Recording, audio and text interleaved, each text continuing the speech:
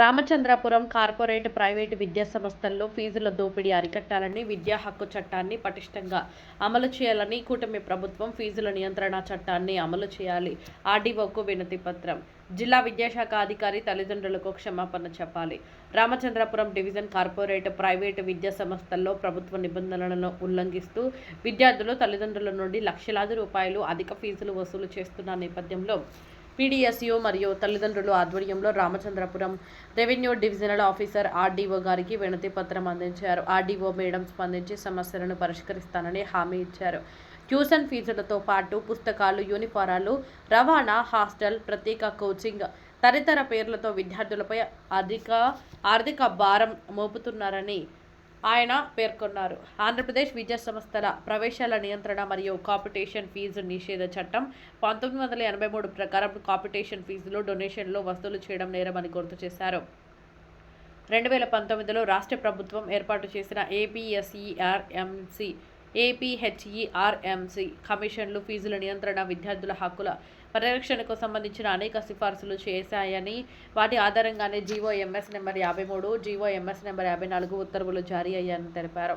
అయితే అనేక విద్యా సంస్థలు ఇప్పటికీ నిబంధనలు ఉల్లంఘిస్తున్నాయని ఆందోళన వ్యక్తం చేశారు. అలాగే విద్యా హక్కు చట్టం ఆర్టీఈ యాక్ట్ 2009లోని 12(1)(c) ప్రకారం ప్రైవేటు పాఠశాలలు 25% సీట్లను ఆర్థికంగా వెనుకబడిన విద్యార్థులకు కేటాయించి ఉచిత విద్య అందించాల్సి ఉన్నప్పటికీ అమలులో అనేక సమస్యలు కొనసాగుతున్నాయని పేర్కొన్నారు.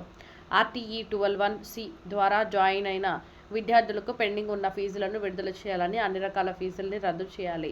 ఈ సమస్యలపై జిల్లా యంత్రాంగం దృష్టి సారించి విద్యార్థులు మరియు తల్లిదండ్రులు ఎదుర్కొంటున్న ఇబ్బందులను పరిష్కరించాలని ధర్నా నిర్వహించారు. ఆర్డీఓ గారికి వినతి పత్రం అందజేశారు.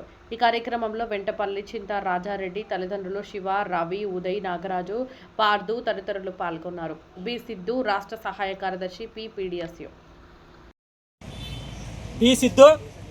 పీడీఎస్యూ రాష్ట్ర సహకారదర్శి. కార్పొరేట్ ప్రైవేట్ విద్యా సంస్థల్లో ఫీజుల దోపిడీని అరికట్టాలని, విద్యా హక్కు చట్టం ద్వారా ఫ్రీ సీట్లు పొందిన విద్యార్థులు అన్ని రకాల ఫీజులను రద్దు చేయాలని, గుర్తింపు లేని కార్పొరేట్ ప్రైవేట్ విద్యా సంస్థలను రద్దు చేయాలని, ఫీజుల నియంత్రణ చట్టాన్ని ఆంధ్రప్రదేశ్ ప్రభుత్వం తక్షణమే అమలు చేయాలని పేరుతో ఈరోజు రామచంద్రపురం పట్టణంలో ఆర్డీఓ కార్యాలయం వద్ద పీడీఎస్యూ విద్యార్థి సంఘం తల్లిదండ్రుల ఆధ్వర్యంలో ధర్నా కార్యక్రమం నిర్వహించడం జరిగింది. ప్రధానంగా రాష్ట్ర వ్యాప్తంగా ఈ రోజున కార్పొరేట్ ప్రైవేట్ విద్యా సంస్థలో తల్లిదండ్రుల రక్తం పేరుతో ఈ రోజున ఫీజులను దోపిడీ చేస్తున్నారు. దీన్ని తీవ్రంగా పీడీఎస్సీగా మేము వ్యతిరేకిస్తున్నాం. ప్రధానంగా ఎందువల్లంటే కూటమి ప్రభుత్వం ఎన్నికల్లో హామీ ఇచ్చింది, ఫీజుల నియంత్రణ చట్టాన్ని అమలు చేస్తామని, విద్యా హక్కు చట్టాన్ని పటిష్టంగా అమలు చేస్తామని వాళ్ళు హామీ ఇచ్చారు. పక్కనే తమిళనాడులో ప్రభుత్వం మరి నెల రోజుల క్రితమే వాళ్ళందరూ కూడా అధికారంలోకి వచ్చిన విజయ్ నాయకత్వంలో ఫీజుల నియంత్రణ చట్టాన్ని తీసుకొచ్చి ఆ ప్రభుత్వం మరి పేద మధ్యతరగతి వర్గం ఫీజుల భారం లేకుండా చేసింది. అదేవిధంగా కూటమి ప్రభుత్వంలో ఉన్న బీజేపీ ప్రభుత్వం గుజరాత్లో ఫీజుల నియంత్రణ చట్టాన్ని అమలు చేస్తుంది, ఉత్తరప్రదేశ్లో అమలు చేస్తుంది. అదేవిధంగా రాజస్థాన్, మహారాష్ట్రలో కూడా ఫీజుల నియంత్రణ చట్టాలు ఉన్నాయి. కూటమి ప్రభుత్వం ఒక్కసారి ఆలోచించాలా?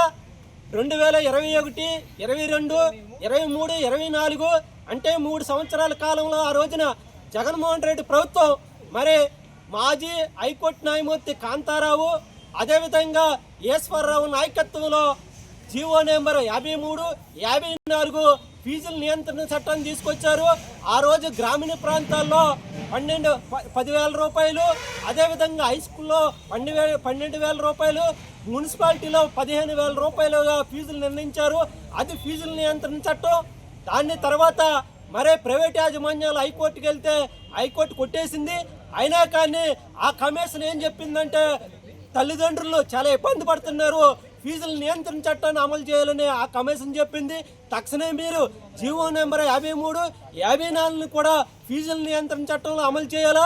రాష్ట్రంలో 1983 సంబంధించి మరి ప్రైవేట్ యాజమాన్యాలకు సంబంధించి ఫీజుల నియంత్రణ చట్టం, ప్రవేశాల చట్టం ఒకటి ఉంది. క్యాపిటేషన్ ఫీజులు రద్దు, డొనేషన్ ఫీజులు రద్దు, అనేక చట్టాలు ఉన్నాయి. అయినా కానీ తల్లిదండ్రుల రక్తాన్ని ఈ రోజున ఫీజుల పేరుతో యాజమాన్యాలు దోచుకుంటున్నాయి.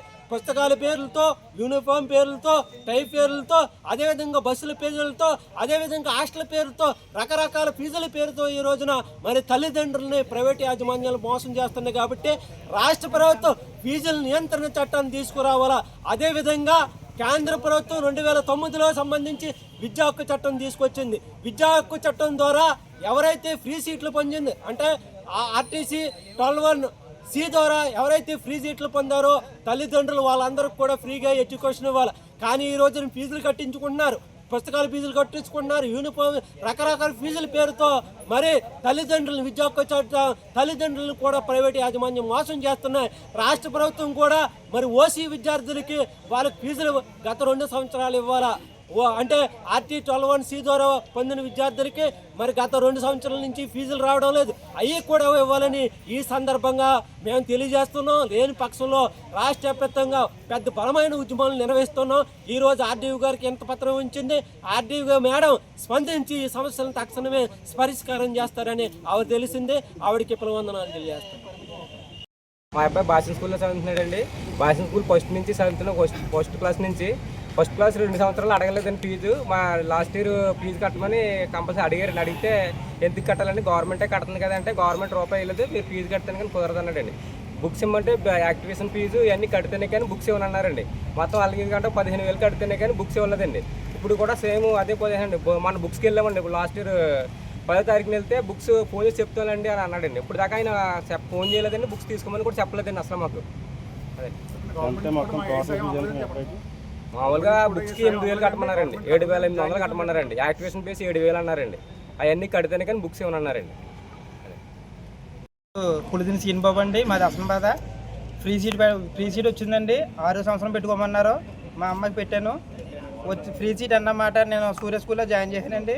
ఫస్ట్ సంవత్సరం ఏం అడగలేదు. 2వ సంవత్సరం గవర్నమెంట్ ఏం డబ్బులు వేయలేదమ్మా, మీరు ఎంతో కొంత డబ్బులు కట్టవలసింది అన్నారండి.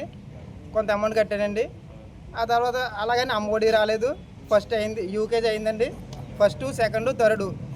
ఇప్పుడు మిగతా డబ్బులు కడితే కానీ బుక్స్ ఇవ్వను అన్నట్టు అన్నారండి. ఖచ్చితంగా చెప్పట్లేదు. డబ్బులు పడతాయని లేదు, అమ్మఒడి లేదు, ఫ్రీ సీటు లేదు. ఏం చేయాలో అర్థం అవ్వట్లేదు. అదే పరిస్థితి అండి.